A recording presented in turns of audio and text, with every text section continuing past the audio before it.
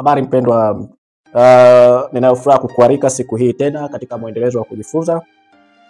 Awamu hii nimekuletea kitabu kinachoitwa Kisa cha Ukombozi, kilichoandikwa na mtu wa Mungu Ellen G. White. Sura ya kwanza ya kitabu hiki cha Kisa cha Ukombozi ina kichwa kinachosema Anguko la Lucifer. Nayo imeandikwa kama ifuatavyo: Lucifer akiwa mbinguni kabla ya uasi wake, alikuwa malaika mkuu aliyetukuka akimfuatia mwana mpendwa wa Mungu katika heshima. Uso wake kama zile za malaika wengine ulikuwa mpole na wenye kudhihirisha wazi furaha. Paji la uso wake lilikuwa refu na pana, ikionyesha uwezo mkubwa wa akili. Umbo lake lilikuwa kamilifu, mjongeo wake ulikuwa wa pekee na wa kifahari. Nuru maalum iling'aa usoni pake na kuangaza kumzunguka kwa uangavu na uzuri zaidi kuliko iliyokuwa kuwazunguka malaika wengine. Hata hivyo, Kristo mwana mpendwa wa Mungu alikuwa na ubora wa juu zaidi kuliko jeshi lote la malaika. Alikuwa mmoja na Baba kabla malaika hawajaumbwa. Lucifer alimuonea Kristo husuda na taratibu alijitwalia amri iliyokasimishwa kwa Kristo pekee. Muumbaji mkuu alikusanya jeshi la mbinguni ili katika uwepo wa malaika wote aweze kumtunuku mwanae heshima maalum. Mwana aliketishwa kwenye kiti cha enzi pamoja na Baba, na halaiki ya mbinguni ya malaika watakatifu walikusanyika kumzunguka. Kisha Baba alibainisha kwamba iliamriwa naye mwenyewe kwamba Kristo mwanawe awe sawa naye mwenyewe, ili kwamba mahali popote palipokuwa na uwepo wa mwanae ilikuwa kama uwepo wake mwenyewe. Neno la mwana lilipaswa kutiiwa kwa dhati kama neno la Baba. Alikuwa amemkabidhi mwanae mamlaka ya kuongoza jeshi la mbinguni. Hasa mwanae angefanya kazi pamoja naye katika tukio tarajiwa la uumbaji wa dunia na kila kiumbe hai ambacho kingeishi duniani. Mwanae angetekeleza mapenzi yake katika makusudi yake, lakini asingefanya lolote kutoka kwake peke yake. Mapenzi ya Baba yangetimizwa katika yeye. Lucifer alimuonea Yesu Kristo kijicho na wivu. Hata hivyo, malaika wote walipomsujudia Yesu ili kutambua ukuu na mamlaka na utawala wake na wa haki, alisujudu pamoja nao, lakini moyo wake ulijaa husuda na chuki. Kristo alikuwa ameingia kwenye baraza maalum ya Mungu kuhusiana na mipango yake, ili hali Lucifer hakufahamu swala hilo. Hakuelewa wala hakuruhusiwa kujua makusudi ya Mungu. Lakini Kristo alikuwa mkuu wa mbinguni aliyetambuliwa. Uwezo na mamlaka yake vilikuwa sawa na vile vya Mungu mwenyewe. Lucifer alizadi kwamba yeye binafsi alikuwa kipenzi mbinguni miongoni mwa malaika. Alikuwa ametukuzwa sana, lakini hili halikuamsha kutoka kwake shukrani na sifa kwa muumbaji wake.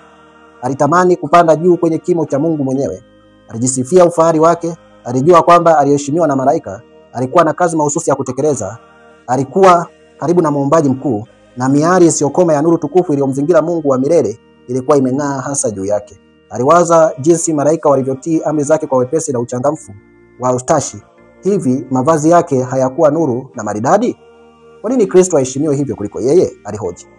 Aliondoka mahali pa uwepo wa Baba kwa kutokuridhika, akiwa amejaa husuda dhidi ya Yesu Kristo. Huku akificha mazumuni yake halisi, alikusanya jeshi la malaika.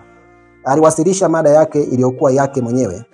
Kama aliyekosewa, alieleza fadhila ambayo Mungu alikuwa amempatia Yesu kwa kumwacha yeye. Aliwaambia kwamba kuanzia hapo na kuendelea, uhuru wote wa pekee ambao malaika walikuwa wanaupata ulikuwa umefikia mwisho. Kwa vile hivi mtawala hakuwa ameteuliwa awe juu yao, ambaye tangu wakati huo na kuendelea lazima wasalimishe kwake heshima ya kitumwa.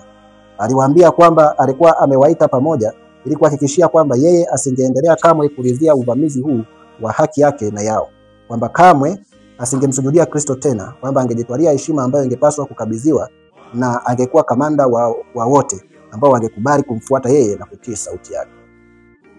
Palikuwa na ushindani miongoni mwa malaika. Lucifer na wafuasi wake walikuwa wakipambana ili kuifanya matengenezo serikali ya Mungu. Hawakuridhika na hawakuwa na furaha kwa sababu hawakuweza kutazama ndani ya hekima yake isiyochunguzika na kudhibitisha makusudi yake katika kumtukuza mwanawe, na kumkirimia uweza na makusudi yake katika kumtukuza mwanawe na kumkirimia uweza na utawala kuu usiokuwa na mipaka. Waliasi dhidi ya mamlaka ya Mungu. Malaika waliokuwa wanyofu na waaminifu walitafuta kumpatanisha malaika huyu mwenye nguvu na mwasi katika mapenzi ya Mungu. Walihalalisha kitendo cha Mungu kumtunuku Kristo heshima, na kwa mantiki thabiti walifanya jitihada za kumshawishi Lucifer kuwa hakuna heshima yote pungufu aliyokuwa nayo sasa kuliko kabla Baba hajatangaza heshima iliyokuwa amempatia mwanawe. Walieleza bayana kwamba Kristo alikuwa mwana wa Mungu akiwa pamoja naye kabla malaika hawajaumbwa, na kwamba daima alikuwa amesimama mkono wa kuume wa Mungu, na mamlaka yake ya upole na upendo hadi hapa hayakuwa yamehojiwa. na kwamba hakuwa ametoa amri zozote isipokuwa zile ambazo jeshi la mbinguni lilifurahia kuzitekeleza. Waliendelea kumshawishi kwamba Kristo kupokea heshima maalum kutoka kwa Baba katika uwepo wa malaika haikupunguza heshima ambayo Lucifer alikuwa amepokea hadi wakati huo. Malaika walilia, walijaribu kwa shauku kubwa kumhimiza achane na kusudi lake dhalimu na kulizika kujisalimisha kwa muumbaji wao, kwa vile mambo yote kabla ya hapa yalikuwa amani na patanifu. Na kitu gani kingesababisha sauti hii ya upinzani na uhasi? Ni kitu gani kingesababisha sauti hii ya upinzani na uhasi wakati mambo yote yako patanifu na amani?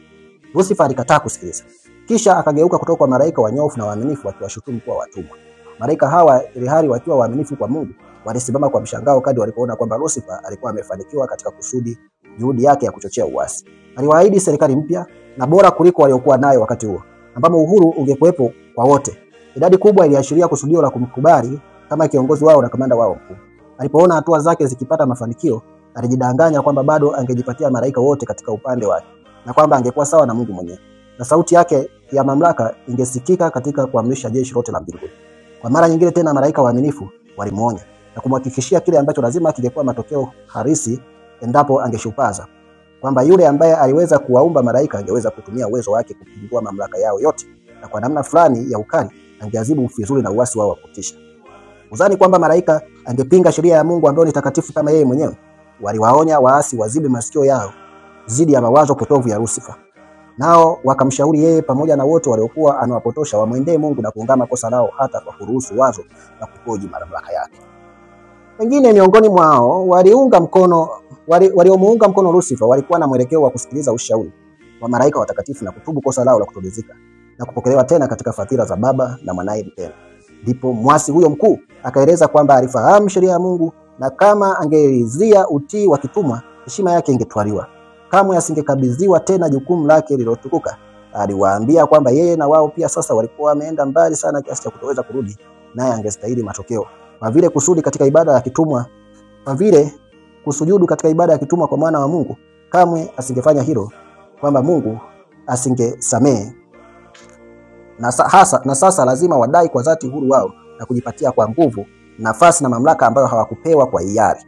Hivyo ndivyo Lucifer mbeba nuru, mshirika wa utukufu wa Mungu, mhudumu katika kiti cha enzi kwa kuasi alivyokuwa shetani, yani adui. Malaika waaminifu waliharakisha kwenda kwa mwana wa Mungu na kumfahamisha kile kilichokuwa kinaendelea miongoni mwa malaika.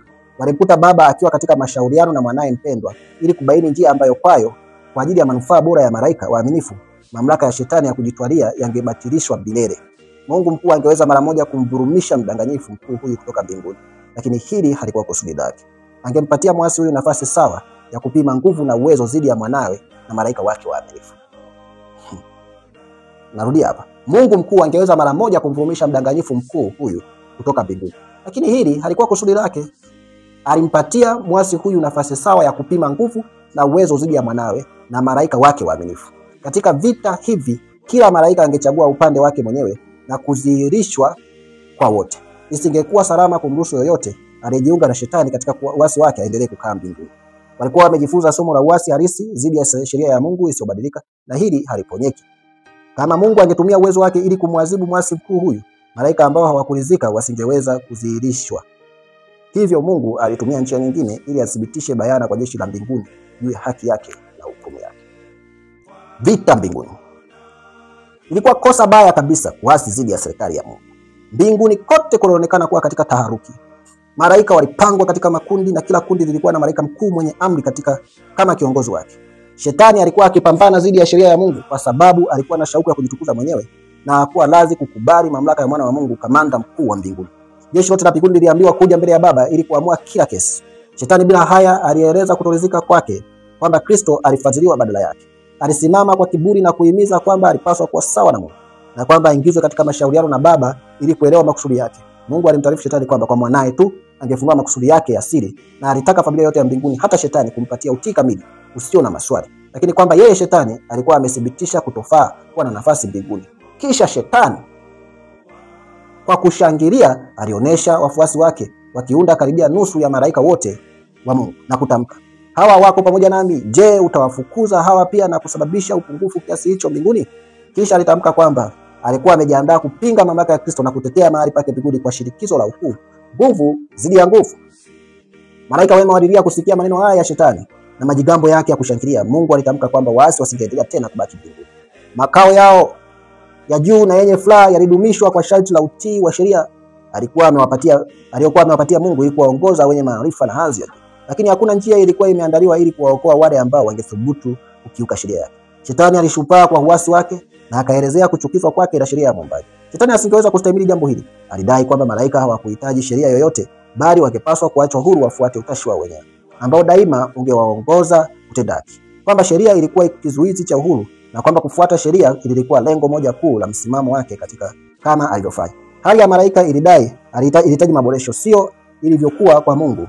Alikuwa ametunga sheria na kuzitukuza ziwe sawa na yeye mwenyewe. Furaha ya jeshi la malaika ilitokana na utii wao kamili wa sheria. Kila mmoja alikuwa na kazi yake maalum aliyopangiwa. Na hadi shetani alipoasi, palikuwa na utaratibu kamili na utendaji patalifu mbinguni. Ndipo katokea vita mbinguni.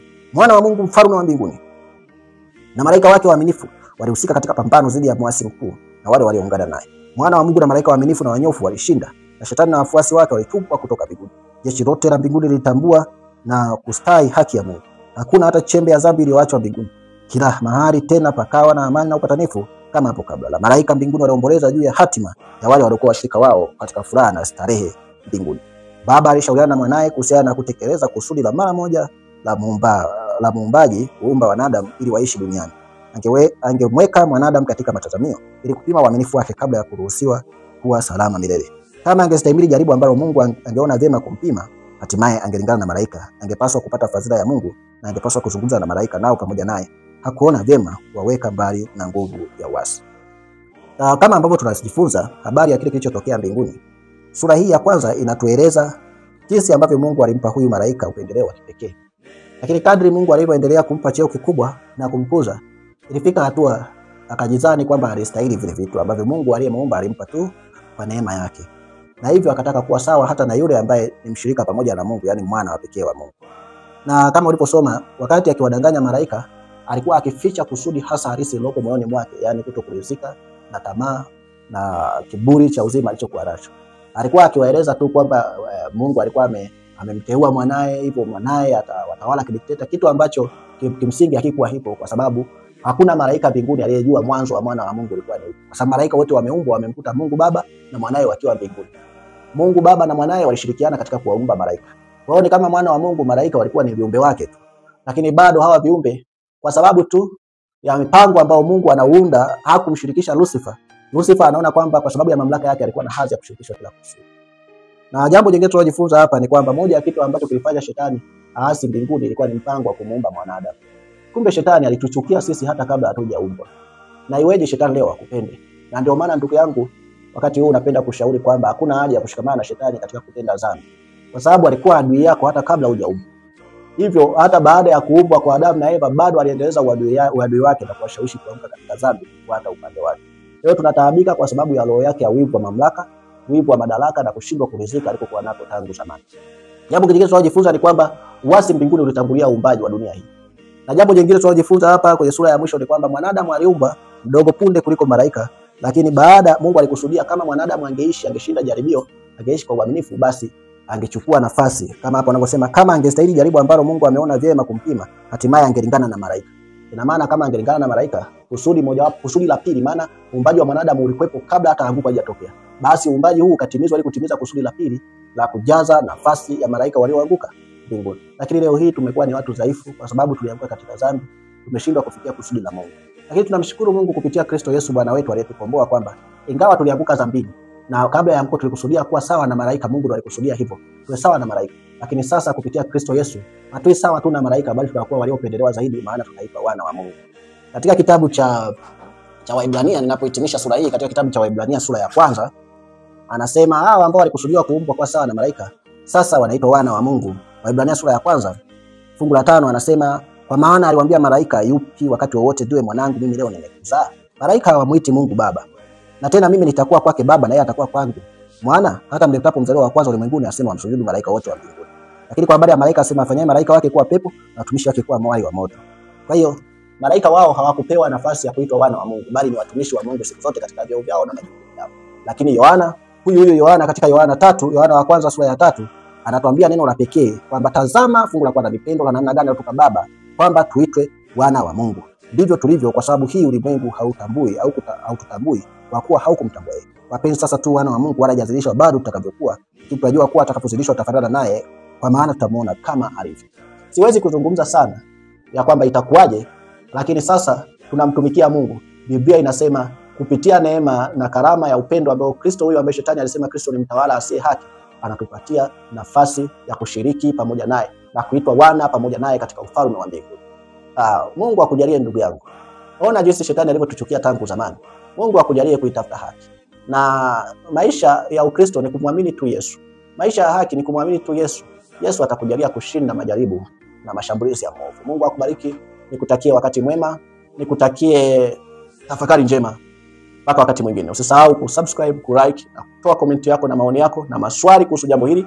Tutakapokuja wakati mwingine tutaangalia sura ya pili sasa, kwa sababu tuliishia kwamba Mungu sasa anafanya uumbaji. Tutaangalia sura ya pili inayohusu uumbaji. Mungu akubariki. Nikutakie wakati mwema. Amina.